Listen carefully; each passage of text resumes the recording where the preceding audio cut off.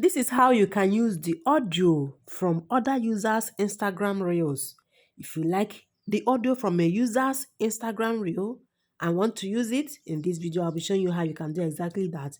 If you're a return subscriber, keep being amazing. If you're new here, you're welcome. Let's get started. Launch the Instagram app, head to your profile and locate the reel you want to use its audio. Below here, you can see the name of this audio. Simply tap on that and you see a whole lot of users that have used this audio.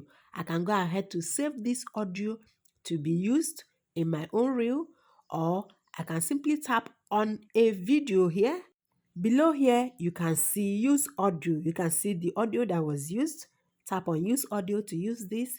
You can still tap on another reel to use this audio. They all used the same audio for their videos. Another way you can do this is to try to create a reel.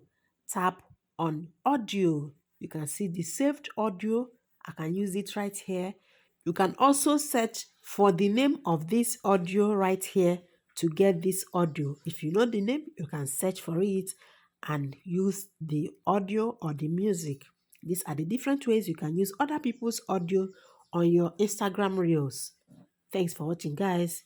I will see you in my next one. Please like, share, and subscribe.